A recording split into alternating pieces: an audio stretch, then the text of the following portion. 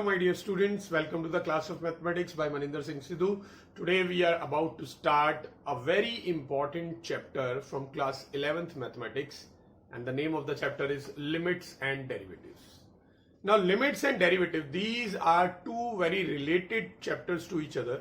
In fact limits की help से ही derivative बना है, तो पूरा chapter जो है it is divided into two parts, limits and derivatives. तो सबसे पहले हमें लिमिट समझना होगा कि लिमिट क्या होता है. जब हम लिमिट का कंसेप्ट पूरा अच्छे से समझ लेंगे उसके बाद we will be able to derive the derivatives of various functions, और डेरिवेटिव होता क्या वो भी समझेंगे बाद में. अभी फिलहाल we will focus on limits. तो लिमिट्स क्या होता है, इस पूरे टॉपिक में you will see some terms like this x, then there will be an arrow, and arrow के बाद there will be a number like this 2, और एरो के ऊपर LIM यानी कि लिमिट लिखा होगा. अब इसका मीनिंग क्या होगा? This means x is approaching 2. x जो है 2 को अप्रोच कर रहा है. अब अप्रोच करने का मतलब कि x जो है वो 2 के वेरी वेरी नियर है. वेरी वेरी नियर, कितना नियर हो सकता है? अगर 2 से जरा सा कम भी हुआ तो ऐसा होगा कुछ लाइक दिस, यानी almost will be equal to 2 only. और अगर 2 से जस्ट बड़ा भी हुआ तो ऐसा होगा इस टाइप का. ठीक है, तो जब भी लिखा होगा x लिमिट्स टू 2 तो उसका एक्चुअल में मीनिंग होगा कि x की वैल्यू 2 के बहुत पास है, या तो स्लाइटली छोटी है या स्लाइटली बड़ी है, या फिर हो सकता है इक्वल भी हो. We never know that, but x जो है वो 2 के आसपास ही है, बहुत आसपास. ठीक है ना, तो ये लिमिट का मीनिंग होता है. अब अगर कहीं पे लिखा होगा x लिमिट्स टू 1 और फंक्शन दे रखा होगा x प्लस 2, तो दैट मीन्स ये पूछा जा रहा है कि इस फंक्शन की वैल्यू क्या बन जाएगी जब x is very very near to 1. ठीक है, तो फंक्शन है x प्लस 2, अगर x की value very very near to 1 है तो बेटा देखिए, अगर मैं यहाँ पे 1 के वेरी वेरी नियर का मतलब है 0.9999 भी हो सकता है और 1.00001 भी हो सकता है, यानी 1 के बहुत आसपास हो सकती है. तो क्या फर्क पड़ता है अगर मैं यहाँ पे x की प्लेस पे 0.9999 पुट करूं या फिर 1.00001 पुट करूं? अगर मैंने ये भी पुट किया तो हमारा आंसर आ जाएगा 2.999999, which is almost equal to 1. And अगर मैंने ये भी पुट किया, सॉरी ऑलमोस्ट इक्वल टू 3, और अगर मैंने ये पुट किया तो ये बन जाएगा 3.0000001, ये भी ऑलमोस्ट इक्वल टू 3 है. तो यानी जब भी x लिमिट्स टू 1 लिखा हो तो हमें छोटी वाली वैल्यू या बड़ी वाली वैल्यू डालने की जरूरत नहीं है, हम एग्जैक्टली 1 ही पुट कर देंगे. अगर हम यहाँ पे 1 डाल दें तो आंसर आ जाएगा 3, और ये भी ऑलमोस्ट 3 ही है, ये भी ऑलमोस्ट 3 ही है. यानी जब भी आपको इस टाइप की कोई लिमिट दिखे और फंक्शन की वैल्यू क्या होगी ये पता लगाना हो तो आपको स्ट्रेट अवे x की प्लेस पे वो लिमिट पुट कर देनी है. जैसे x टेंडिंग टू 1 है तो x की प्लेस पे 1 डाल देना है. आई होप ये अच्छे से क्लियर हो गया होगा. थोड़े से और एग्जांपल ले लेते हैं. जैसे अगर दिया हुआ है x square plus 2x plus 1 where x tends to -1. So that means आपको इसकी वैल्यू फाइंड करनी है जब x is very very near to -1. तो आप क्या करेंगे सॉल्व करने के लिए? x को -1 पुट कर देंगे. तो यहां अगर मैं -1 पुट कर देता हूं तो ये बन जाएगा 1, ये बनेगा -2 और ये बन जाएगा 1. तो आंसर जो है वो 0 आ जाएगा. दैट मीन्स ये फंक्शन की वैल्यू 0 बन जाती है when x is very very near to -1. और कोई वैल्यू लेते हैं. x tends to ax square plus bx plus c upon ax minus b. अब ये है, यहां पे लिखा हुआ है x tending to a, x tends to a या x टेंडिंग टू a या x लिमिट्स टू a या x अप्रोचेस टू a, कुछ भी बोल सकते हो आप. ठीक है, तो दैट मीन x की वैल्यू जो है वो very very near to a है, तो आप x की प्लेस पे a ही डाल देंगे. तो ये बन जाएगा a into a square plus b into a plus c upon a into A minus b. तो ये ऊपर सॉल्व करके आ जाएगा a cube plus a b plus c upon a square minus b. इससे ज्यादा ये सॉल्व नहीं हो पाएगा, तो हम इसी को ऐसे ही छोड़ देंगे। यही इस फंक्शन की वैल्यू है when x is very very near to a। ठीक है, अब ये तो हो गए बहुत ही सिंपल क्वेश्चन, इसमें आपको कोई प्रॉब्लम भी फेस नहीं हुई।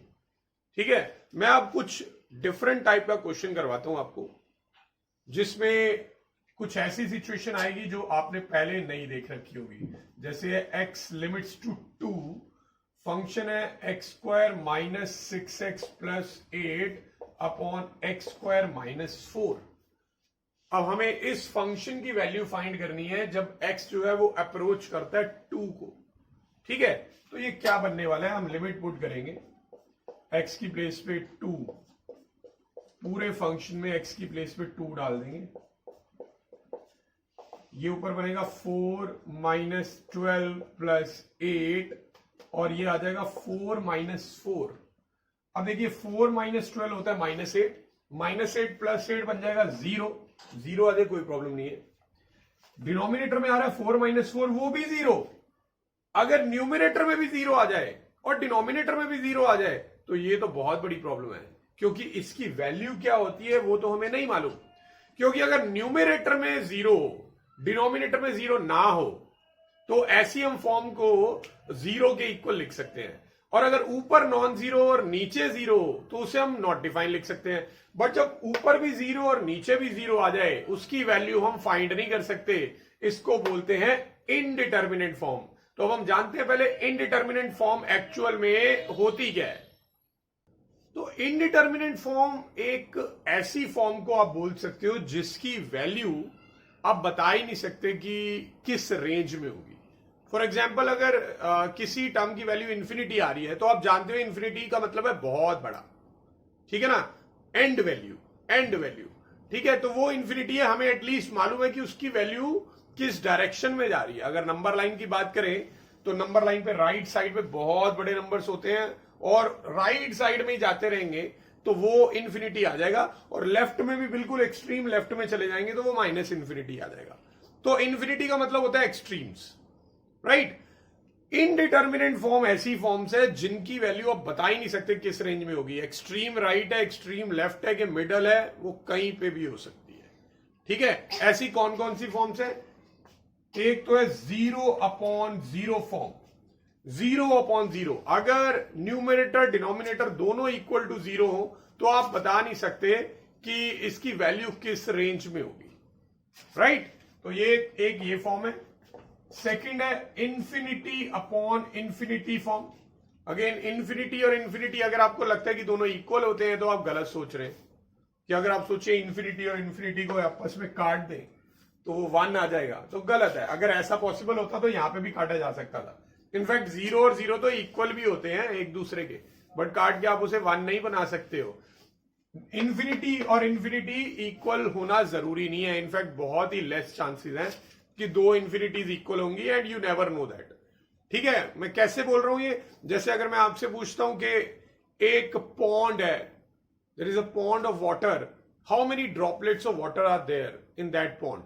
तो एक पॉन्ड है पानी से भरा हुआ, उसमें कितनी ड्रॉप्स ऑफ वाटर होंगी? आपका आंसर होगा इनफाइनाइट ड्रॉप्स, राइट। तो अगर अब मैं पूछूं एक ओशन है, उस ओशन में कितनी ड्रॉप्स ऑफ वाटर होंगी, तो आपका आंसर फिर से होगा इनफाइनाइट।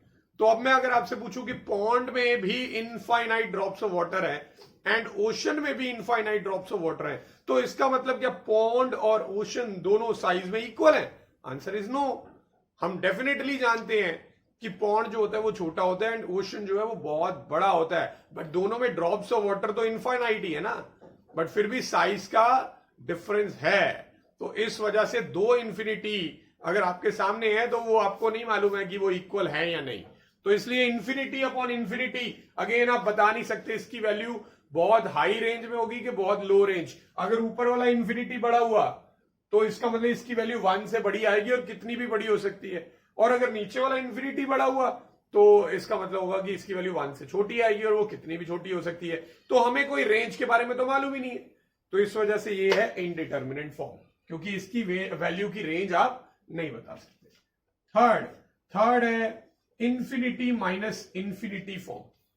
देखिए इंफिनिटी माइनस इंफिनिटी, अगेन दो इंफिनिटीज आ गए हैं। अब ये दोनों इंफिनिटी आपस में इक्वल होंगे या नहीं होंगे, तो बेटा वो मैं अभी आपसे डिस्कस कर चुका हूं कि दो इंफिनिटी के बारे में आप बिल्कुल बता ही नहीं सकते कि इक्वल होंगे या नहीं होंगे।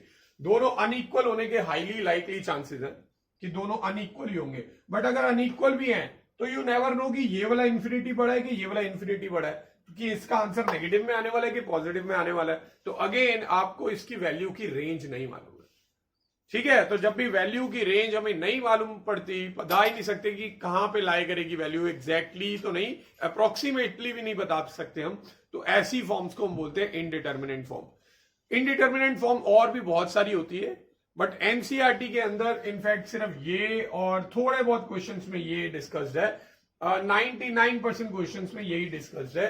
तो हम इसी पे अभी फोकस करेंगे because we are dealing in NCERT mathematics, तो मैं उसके अकॉर्डिंग आपको ये सारे क्लियर करवाऊंगा। बीच बीच में अगर पॉसिबल हुआ तो मैं ये वाला जरूर आपको करवा दूंगा, वीडियोस में कुछ क्वेश्चंस इंट्रोड्यूस करवा दूंगा जिसमें ऐसी फॉर्म आ रही होगी, बट फिलहाल we are going to focus on these two forms. Alright, तो चलिए अब हम अपने फर्स्ट क्वेश्चन पे बढ़ते हैं जिसमें इनडिटर्मिनेंट फॉर्म आएगी। ओके नो, सबसे पहले यही वाला एग्जांपल लेते हैं जिसमें फर्स्ट टाइम आपने देखा था इनडिटर्मिनेंट फॉर्म, यानी कि 0/0 फॉर्म आ गई थी। तो कोई भी इनडिटर्मिनेंट फॉर्म वाला जो लिमिट का क्वेश्चन आएगा उसको कैसे डील करेंगे? बेटा दो तरीके होते हैं, इनफैक्ट तरीके तो बहुत सारे होते हैं इनडिटर्मिनेंट फॉर्म वाले क्वेश्चंस को सॉल्व करने के, बट यहां पे आप एनसीईआरटी के अकॉर्डिंग सिर्फ दो ही मेथड देखेंगे। फर्स्ट इज एल्जेब्रिक मेथड, ठीक है, और दूसरा है यूजिंग स्टैंडर्ड लिमिट, ठीक है। एल्जेब्रिक मेथड में क्या होगा, जिसमें आपको एल्जेब्रा का यूज करना पड़ेगा, या तो फैक्टराइजेशन करेंगे या कुछ एक्सपेंशन करेंगे, कुछ इस टाइप का आप करेंगे जिससे कि वो इनडिटर्मिनेंट फॉर्म जो है वो रिमूव हो सके और आप उसका आंसर फाइंड कर सके। और दूसरी तरफ यहां पे आप यूज करेंगे स्टैंडर्ड लिमिट। स्टैंडर्ड लिमिट क्या होता है, कुछ प्री डिफाइंड लिमिट्स के फॉर्मूलाज हैं जिनकी हेल्प से हम इनडिटर्मिनेंट फॉर्म कंटेनिंग जो लिमिट के क्वेश्चंस हैं वो सॉल्व कर पाएंगे। तो वो मैं आपको नेक्स्ट वीडियो में बताऊंगा, अभी इस वीडियो में हम अभी अलजेब्रिक मेथड्स का यूज करने वाले हैं। तो चलिए यहां पे आप क्या अलजेब्रा यूज कर पाएंगे। यू कैन सी कि न्यूमरेटर एंड डिनोमिनेटर दोनों में क्वाड्रेटिक इक्वेशन है, और क्वाड्रेटिक इक्वेशन है तो इसका मतलब ये हुआ कि ये फैक्टराइजेशन हो सकती होगी। तो यहां पे हम देखते हैं फैक्टराइजेशन हो सकती है, द आंसर इज यस। इसके फैक्टर स्प्लिटिंग का मिडिल टर्म से अगर हम करें तो x-4 और x-2 बन जाएंगे। ये सब मैं क्यों कर रहा हूं, ये डिफरेंट क्यों कर रहा हूं, लिमिट क्यों नहीं पुट कर रहा, बिकॉज वी नो दैट ये 0/0 फॉर्म में। तो जब 0/0 फॉर्म आए तभी आपको कुछ डिफरेंट करने की जरूरत है, कोई अलजेब्रिक मेथड लगाने की या फिर स्टैंडर्ड लिमिट लगाने की। अगर 0/0 फॉर्म नहीं आ रही है तो आपको कुछ नहीं करना डिफरेंट, आपको सीधा वो x की जगह पे वैल्यू पुट करनी है जो भी लिमिट की लिखी होगी, and you will get the answer. But obviously इस टाइप के क्वेश्चन आपके एग्जाम में आए चांसेस बहुत ही कम है, बहुत ही कम है। हो सकता है कभी कभार टीचर आपको सरप्राइज करने के लिए 1 मार्कर में ऐसा क्वेश्चन डाल दे जो एक्चुअल में 0/0 फॉर्म या कोई भी इंडिटर्मिनेंट फॉर्म में होगा ही नहीं, ठीक है, सीधा ही पुट करके आंसर आ जाना होगा। बट ऐसे केसेस में जनरली बच्चे जो हैं वो मिस्टेक कर देते हैं। व्हाई? बिकॉज वो generally they do not come across many questions like this कि जिसमें सीधा सीधा लिमिट पुट करना होता है। बच्चों का माइंड सेट हो चुका होता है कि कोई ना कोई मेथड लगाना होगा, या तो एल्जेब्रिक मेथड या फिर कोई स्टैंडर्ड लिमिट, ठीक है। तो हमेशा कोई भी लिमिट का क्वेश्चन आए आपको पहले रफ में वो लिमिट पुट करके देखना है कि इनडिटर्मिनेंट फॉर्म बन भी रही है या नहीं। अगर इनडिटर्मिनेंट फॉर्म नहीं बन रही है तो दैट मीन्स आपको सीधा सीधा लिमिट पुट करनी है and you will get the answer. तो यहां पे 0/0 फॉर्म बन रही है, तो इसलिए मैं एल्जेब्रिक मेथड यहां पे लगा रहा हूं, ठीक है। तो न्यूमरेटर के फैक्टर की ये बन गया, डिनोमिनेटर में a² - b², ये 4 को आप 2 का स्क्वायर लिख सकते हो, तो a² - b² की अगर हम आइडेंटिटी लगा दें तो ये बन जाएगा a + b a - b, ये बन जाएगा। नाउ यू कैन सी कि x - 2 वाली जो टर्म है वो कैंसिल हो सकती है, ठीक है, अगर हम x माइनस 2 को कैंसिल कर दें, अब अगर हम लिमिट पुट करें तो यू कैन सी कि अब ये 2 माइनस 4 अपॉन 2 प्लस 2 यानी 0/0 फॉर्म नहीं आ रही है। तो बेसिकली यही वो फैक्टर था जिसकी वजह से 0/0 फॉर्म आ रही थी और वो हमने कैंसिल कर दिया।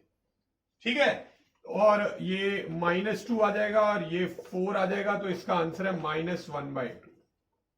ऑलराइट, -1/2। अब यहां पे मैं एक चीज आप सब लोगों को क्लियर करना चाहता हूं, कभी भी 0 से 0 कैंसिल नहीं होता। ये इस तरह से कैंसिल करके आप 1 नहीं कर सकते। अगर मैं, अब आप सोचेंगे अगर मैं लिमिट पुट करता यहां तो ये तो एक्चुअल में 0 बन रहा है और ये भी 0 बन रहा है, तो ये मैंने चाहे x की फॉर्म में रख के काट दिया, बट एक्चुअल में तो वो 2 पुट करते तो वो 0/0 फॉर्म ही थी ना, तो क्यों काट दिया उसको, जबकि 0 से 0 तो कभी नहीं कटता। तो इसका आंसर ये है कि बेटा ये जो x की वैल्यू हम 2 डाल रहे हैं ना, ये x की एग्जैक्ट वैल्यू नहीं है। रिमेंबर मैंने स्टार्टिंग में बताया था, कहीं पे लिखा होगा x लिमिट्स टू 2, तो इसका मतलब है x की वैल्यू 2 के आसपास है, या तो 2 से स्लाइटली कम है या 2 से स्लाइटली ज्यादा है। तो अगर कम या ज्यादा होगी तो यहां पुट करेंगे तो ये ना ही ये 0 बनेगा ना ही ये 0 बनेगा, बट दोनों इक्वल जरूर बनेंगे, तो इसलिए वो कट जाएंगे। ठीक है, तो जब भी आप इस तरह से कटिंग करते हो तो याद रखिए आप 0/0 फॉर्म को नहीं काट रहे होते, आप सिर्फ वो फैक्टर्स को काट रहे होते हो जो अप्रोक्सीमेटली 2 पुट करने पे बाद में 0/0 बन जाना था।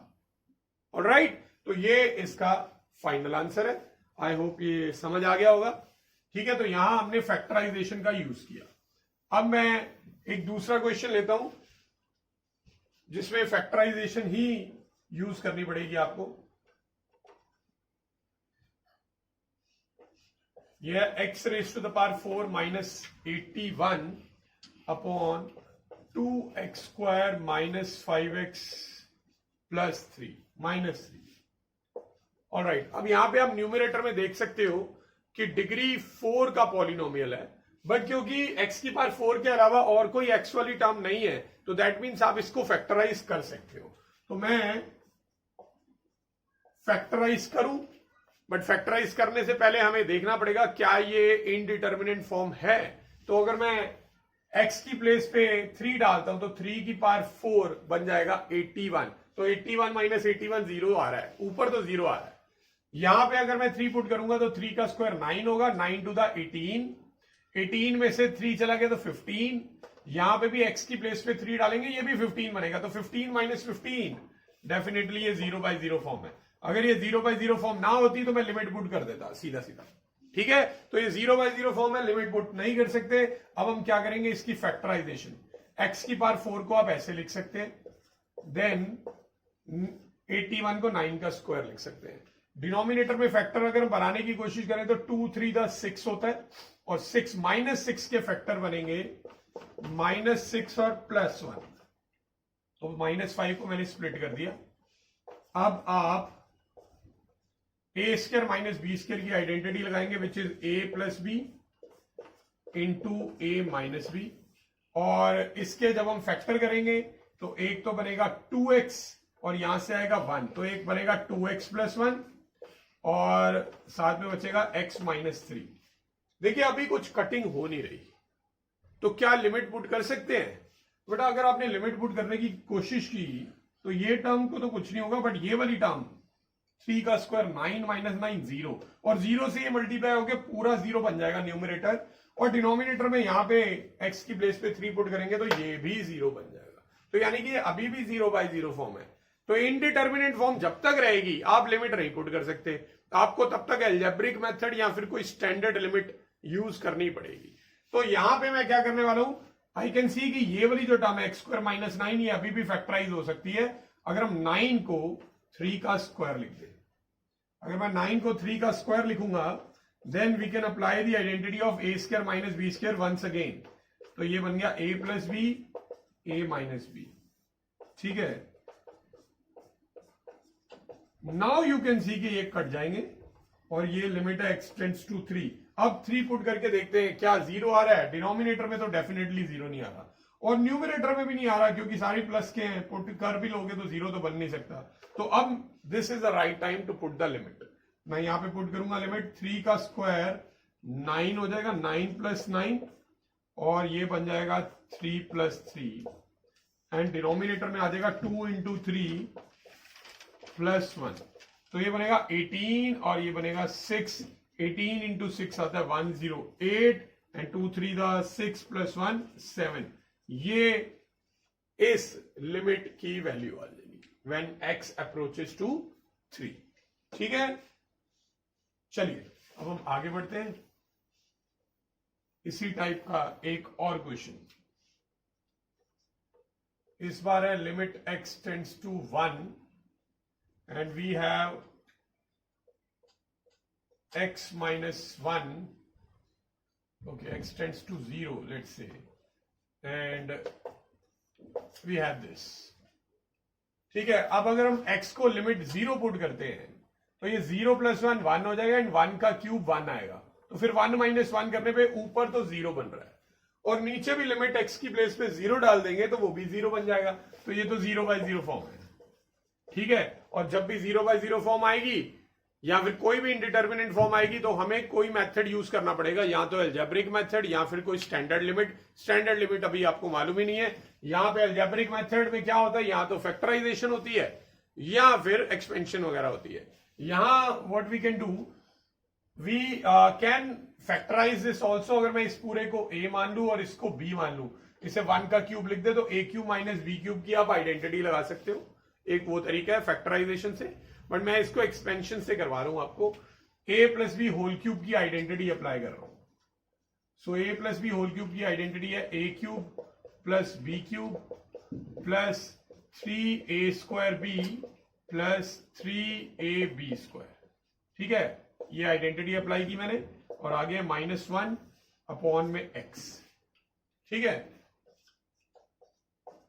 नाउ ये x³ है, 1 का क्यूब 1 ही होता है, 3 × x² बन जाएगा एंड देन 3 × x बनेगा और बाहर है -1।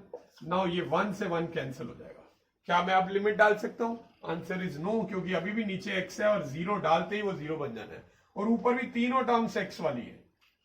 ठीक है, तो अभी नीचे जब तक x रहेगा दैट मीन्स आप लिमिट नहीं पुट कर पाएंगे, क्योंकि नीचे तो डेफिनेटली 0 आ ही रहा है और ऊपर भी बन रहा है। तो अब आप क्या कर सकते हैं, न्यूमरेटर में आप देख रहे हो तीनों टर्म्स जो बची हैं सब में x प्रेजेंट है, तो टेक x कॉमन। x अगर मैं कॉमन लेता हूं ये बनेगा x², नेक्स्ट वाली टर्म 3x और नेक्स्ट वाली टर्म 3 अपॉन x, तो ये अब x से x कट जाएगा। Now you can put the limit, क्योंकि अब नीचे तो 0 आ ही नहीं सकता और ऊपर भी नहीं आ रहा, तो अब आप लिमिट डालेंगे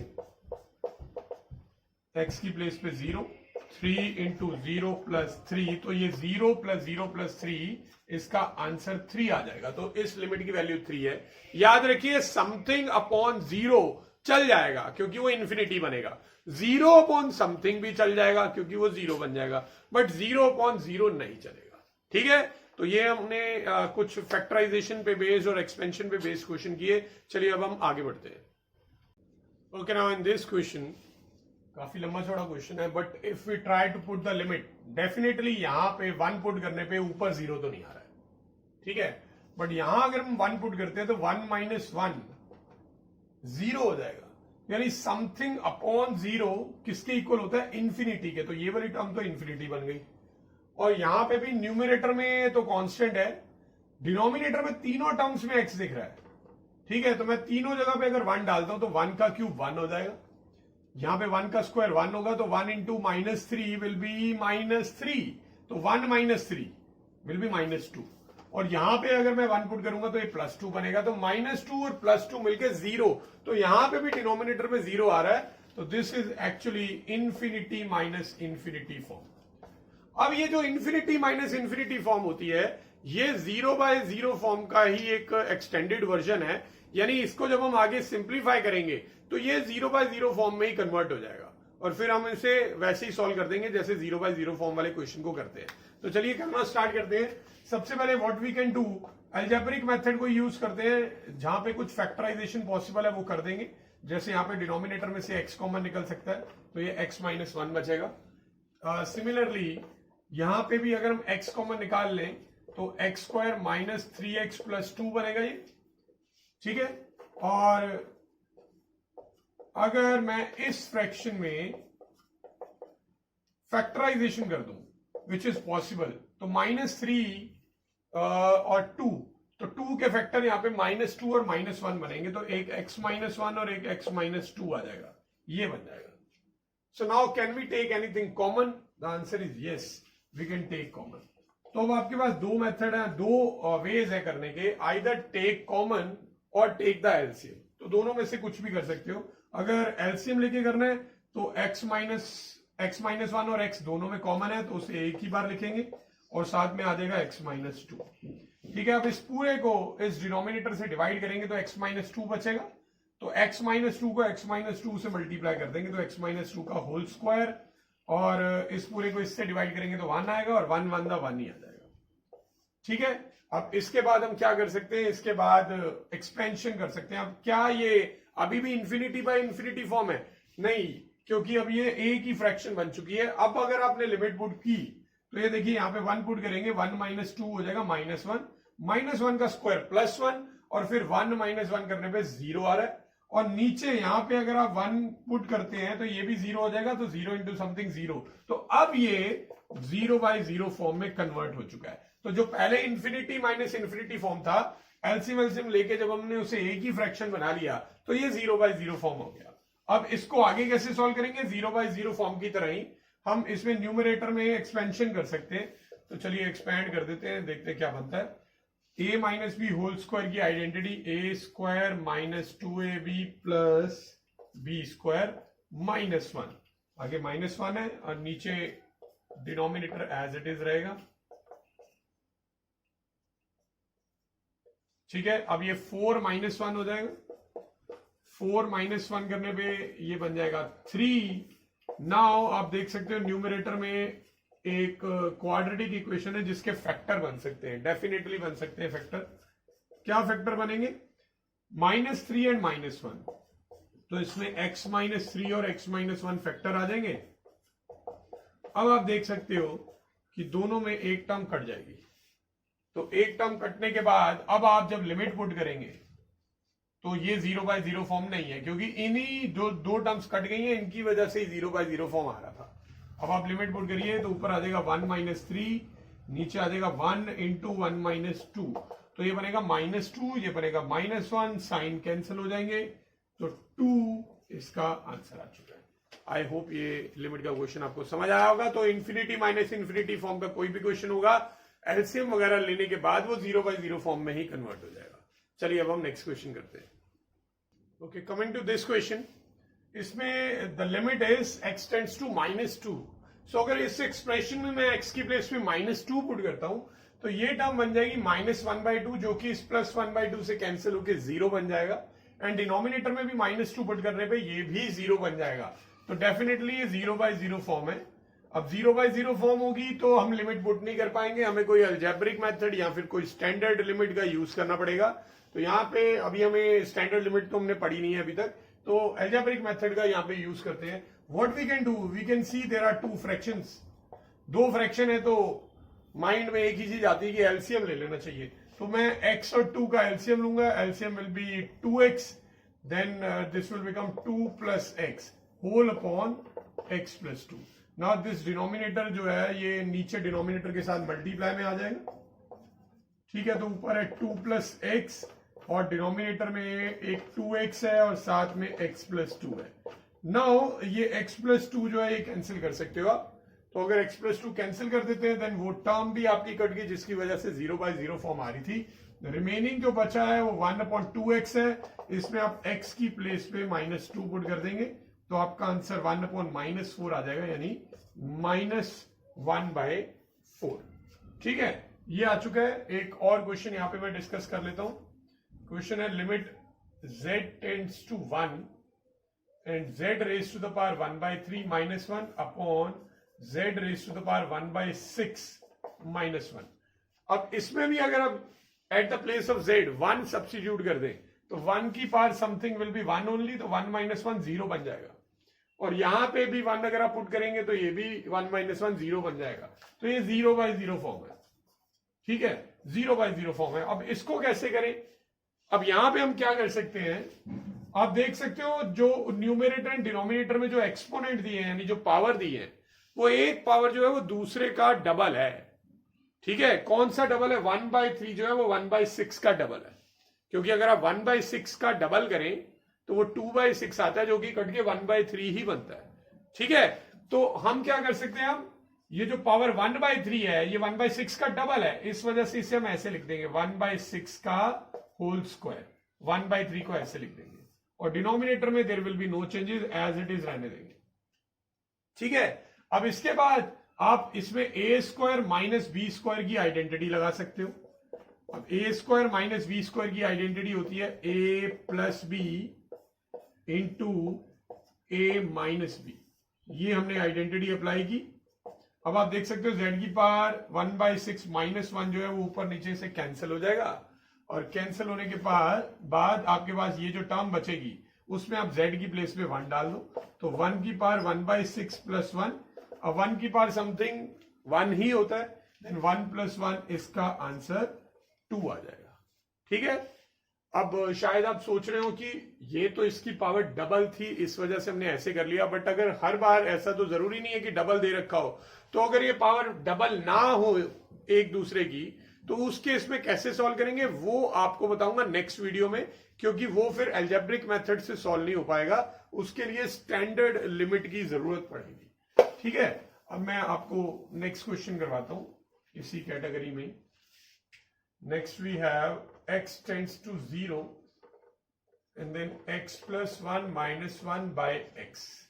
अब इसी टाइप का एक क्वेश्चन हम ऑलरेडी कर चुके हैं, जिसमें यहां स्क्वायर रूट की बजाय पावर क्यूब दे रखी थी।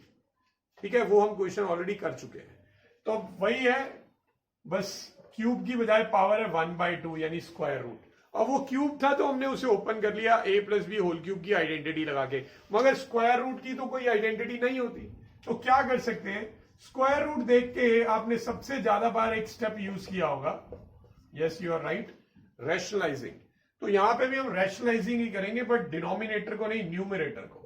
तो न्यूमरेटर में रूट x + 1 + 1 के साथ मल्टीप्लाई एंड डिवाइड कर देंगे। ऐसा क्यों कर रहे हैं हम, क्योंकि हमें कुछ डिफरेंट मेथड यूज करना है, क्योंकि ये 0/0 फॉर्म आ रही है, आप पुट करके देख सकते हो। अगर 0/0 फॉर्म ना हो तो हमें ऐसा कुछ भी करने की जरूरत नहीं है, आप डायरेक्ट लिमिट पुट करके आंसर निकाल सकते हैं। तो ऐसा करने पे अब क्या बन जाएगा, ऊपर आ जाएगा a - b a + b which is equal to a² minus b², and denominator में we have x into root x + 1 + 1। ठीक है, अब आप स्क्वायर से रूट काट देंगे, स्क्वायर से रूट काटेंगे तो आपके पास बचेगा यहाँ पे x + 1 और आगे है -1 और नीचे है x into square root of x + 1 + 1। ठीक है, ओके नाउ अब ये 1 से 1 कैंसिल हो सकता है, 1 से 1 जब आप कैंसिल कर देंगे तो we are left with just x in the numerator, and denominator में we are having x into root x + 1 + 1। अब ये x से x भी कैंसिल हो जाएगा, तो ऊपर सिर्फ 1 बचेगा। अब जब आप लिमिट पुट करेंगे तो डेफिनेटली 0/0 फॉर्म तो आ ही नहीं सकती, क्योंकि ऊपर x बचा ही नहीं है। ठीक है ना, तो अब आप लिमिट पुट कर दो, तो लिमिट पुट करेंगे तो रूट में आ जाएगा 0 + 1, 0 + 1 1 ही होता है, और 1 का स्क्वायर रूट 1 होता है, तो ये भी 1 आ जाएगा, ये भी 1 आ जाएगा, तो इसका आंसर आ गया 1/2। ठीक है, तो ये हमने कुछ इनडिटर्मिनेंट फॉर्म पे बेस्ड क्वेश्चन किए, जिसमें इन्फिनिटी माइनस इन्फिनिटी वाले क्वेश्चंस भी कर लिए हैं, और 0/0 फॉर्म वाले ही मैक्सिमम आपको चैप्टर में देखेंगे, वो भी हमने किए हैं, जिनमें अलजेब्रिक मेथड लगाना था। अब क्लास एंड करने से पहले मैं आपको 1-2 क्वेश्चन इन्फिनिटी अपॉन इन्फिनिटी वाली फॉर्म के करवा दूं, ऑल्दो वो क्वेश्चन एनसीईआरटी के अकॉर्डिंग जो है वो कोर्स में नहीं है, but just to give you an idea कि इस तरह के क्वेश्चन को टैकल कैसे करेंगे मैं करवा रहा हूं, ऑल्दो एनसीईआरटी के सिलेबस में ये नहीं है। ठीक है, सो लिमिट है x tends to infinity and we have x² + 5x + 6 upon 2x² + 9x - 7। अब ये अगर आप यहां पे लिमिट पुट करते हैं, x की प्लेस पे लिमिट में इंफिनिटी डाल देते हो x की प्लेस पे, तो ये इंफिनिटी का स्क्वायर इंफिनिटी होगा, 5 × इंफिनिटी भी इंफिनिटी बनेगा, 2 इंफिनिटी मिलके भी इंफिनिटी रहेंगी, और बाद में +6 करेंगे तो इंफिनिटी ही आएगा ऊपर, और ऐसे ही नीचे भी इन्फिनिटी ही आएगा, इन्फिनिटी में से कुछ माइनस भी कर देंगे तो यू नेवर नो क्या बनने वाला है, वो इन्फिनिटी ही रहेगा। तो ये इन्फिनिटी बाय इन्फिनिटी फॉर्म है। अब इन्फिनिटी बाय इन्फिनिटी फॉर्म का कोई भी इस टाइप का क्वेश्चन आएगा तो आप क्या करेंगे, न्यूमरेटर और डिनोमिनेटर में आइडेंटिफाई करिए वो टर्म जिसकी डिग्री सबसे ज्यादा है। तो ऊपर अगर मैं देखूं तो डिग्री 2 है मैक्सिमम, और नीचे भी डिग्री 2 ही है, तो 2 इज द मैक्सिमम डिग्री वाली टर्म है। तो आपने क्या करना है, न्यूमरेटर और डिनोमिनेटर को एक्स स्क्वायर से डिवाइड कर देना, ठीक है। Dividing numerator and denominator by x square. ये क्यों कर रहे हैं ये स्टेप के बाद बताता हूं। सबको एक्स स्क्वायर से डिवाइड करेंगे लाइक दिस।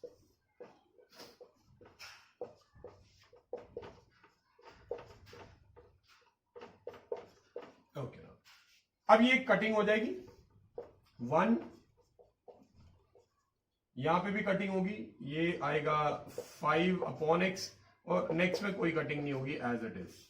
यहां पे कटिंग होगी एक्स स्क्वायर कटेगा, 2 बचेगा, यहां पे एक x कटेगा तो 9/x, और यहां पे कुछ नहीं कटिंग होगी ये।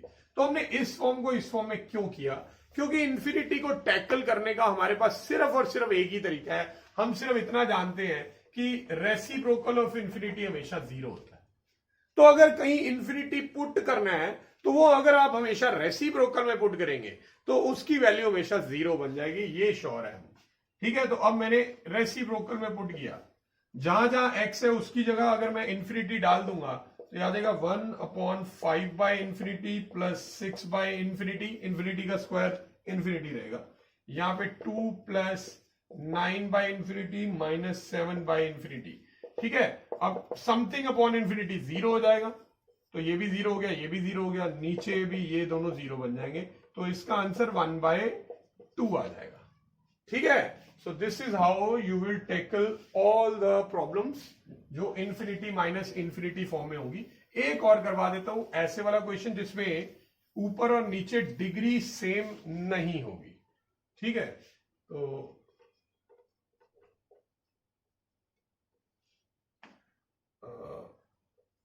x³ plus 5x² plus 9x minus 2 upon x² से x⁴ plus x³ minus x plus 1, ये ठीक है।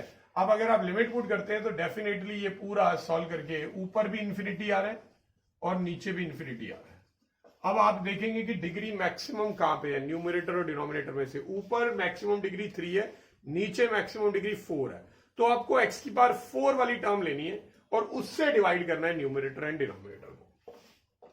So dividing numerator and denominator by x⁴। तो इस बार मैं डायरेक्ट कर रहा हूं, x³ को x⁴ से डिवाइड करेंगे तो 1/x बचेगा, इसको अगर x⁴ से करेंगे तो 5/x², इसको डिवाइड करेंगे तो 9/x³, और 2 को डिवाइड करेंगे तो 2/x4। नीचे x⁴ से सबको करेंगे, ये बनेगा x⁴/x⁴ 1, ये x³ यानी 1/x, x/x⁴ यानी 1/x³, और 1/x⁴ ये बन गया, ठीक है। तो अब आप लिमिट पुट कर दो। जब आप लिमिट पुट करेंगे तो ये 1/∞ 0 हो जाएगा, 5/∞ 0 हो जाएगा, 9/∞ 0 हो जाएगा, 2/∞ 0 हो जाएगा, नीचे आपके पास बचा 1, और ये 0 बनेगा, नेक्स्ट भी 0 बनेगा, उससे नेक्स्ट भी 0 बनेगा, तो ये आ रहा है 0/समथिंग, तो इसका आंसर 0 ही बन जाएगा।